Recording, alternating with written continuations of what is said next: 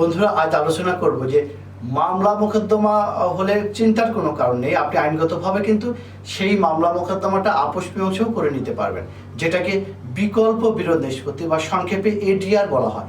আপনার বিরুদ্ধে যে কোনো ধরনের মামলা কিন্তু হতেই পারে, সেটা আপনি এডিআর এর মাধ্যমে নিষ্পত্তি করে ঝামেলা মুক্ত হতে পারেন। এতে খরচ কম, সময়ও বেঁচে যাবে, টেনশনও হবে না। কিন্তু কিভাবে, এর জন্য কোথায় যেতে হবে, কত টাকা খরচ হবে, কিভাবে কার কাছে আবেদন করতে হবে, সেসব বিষয়ে বিস্তারিত কথা বলতে আমি PM সিরাজুল ইসলাম সিরাজ প্রামাণিক আইনজীবী, বাংলাদেশ সুপ্রিম কোর্ট, আজ আপনাদের মাঝে হাজির হয়েছি। তবে মূল আলোচনা শোনার আগে আমাদের ল টিপস বিডি চ্যানেলটি সাবস্ক্রাইব করুন, বেল বাটনে ক্লিক করুন।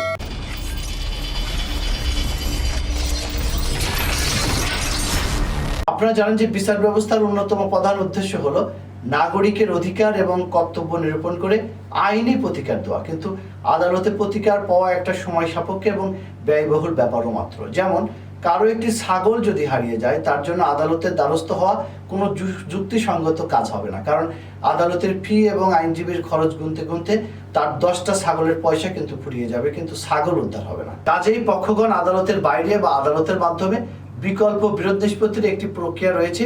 আইনের ভাষায় এই প্রক্রিয়াকে এডিআর বলা হয়। আমাদের আইন ব্যবস্থা কিন্তু এখন পর্যন্ত ব্রিটিশ শাসনের রাহুগ্রাস থেকে মুক্ত হতে পারেনি। সে কারণে প্রচলিত বিচার ব্যবস্থার দীর্ঘসূত্রিতা আমাদের বিচার ব্যবস্থাকে অনেকটাই পিছিয়ে রেখেছে। কাজেই বিকল্প বিরোধ নিষ্পত্তি একটি লাভ ভিত্তিক, ভবিষ্যৎ দৃষ্টি, পারস্পরিক সম্পর্ক পুনঃপ্রতিষ্ঠা, শত্রুতার অবসান, ভাঙা সম্পর্ক জোড়া লাগা সহ উভয় পক্ষের মধ্যে সৌহার্দ্য এবং সম্প্রীতি সৃষ্টি হয়। কাজেই আপোষ নিষ্পত্তির বিষয়ে আমাদের পবিত্র কোরআন শরীফে বলা হয়েছে যে মন্দের প্রতিফলন মন্দ, আর যে ক্ষমা করে দেয় এবং আপোষ নিষ্পত্তি করে তার পুরস্কার আল্লাহর কাছে রয়েছে, কারণ আল্লাহ সীমা লঙ্ঘনকারীদের পছন্দ করে না। সূরা আশ-শুরা আয়াত নাম্বার 40। কাজেই বিকল্প বিরোধ নিষ্পত্তি বিষয়ে আমাদের দেওয়ানি কার্যবিধির 89A, 89B, 89C ধারা, অর্থায়ন আদালত আইনের 5ম অধ্যায়, পারিবারিক আদালত অধ্যাদেশ সহ বেশ কিছু আইনে বিকল্প বিরোধ নিষ্পত্তির কথা বিধৃত রয়েছে। আবার জমি জমা নিয়ে মামলার একটি পর্যায় হলো বিকল্প বিরোধ নিষ্পত্তি, যা প্রতিটি পক্ষের জন্যই বাধ্যতামূলক করা হয়েছে। আর ফৌজদারি কার্যবিধি 345 ধারায় সীমিত আকারে আপোষ মীমাংসার বিধানও কিন্তু রাখা হয়েছে। সেগুলো কিছু অংশকে আদালতের অনুমতি সাপেক্ষে এবং কিছু অংশ আদালতের অনুমতি ছাড়াই আপোষ নিষ্পত্তির কথা বলা হয়। যেমন মারামারি, বাসগৃহে চুরি, মানহানি, স্বামী স্ত্রীর মধ্যে বনিবনা না হওয়া, যৌতুক, পারিবারিক বিষয় ইত্যাদি। আর বাংলাদেশে 1940 সাল থেকে কিন্তু আরবিট্রেশন অ্যাক্ট, সালিশ আইন নামে একটি আইন রয়েছে।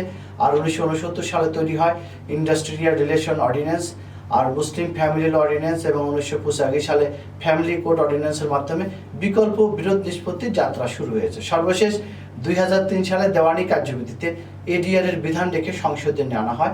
আমাদের সমাজ ব্যবস্থায় ভুয়া মামলা, মিথ্যা মামলা, গায়েবী মামলা এবং হয়রানিমূলক মামলা করার ক্ষেত্রে অনেক নজির আছে। অনেক ক্ষেত্রে প্রতিপক্ষকে ঘায়েল করার জন্য বাদী এই সমস্ত মামলা করে থাকে। আবার অনেক সময় পুলিশ কর্তৃক দায়েরকৃত কিছু ক্ষেত্রে মামলায় অনুরূপ দৃষ্টান্ত আমরা লক্ষ্য করি। তবে এমন কিছু মামলা আছে যা আসলেই মীমাংসা হওয়ার দরকার, যেমন যৌতুক মামলা, পারিবারিক মামলা ইত্যাদি। তাহলে আদালতের চাপ কমবে।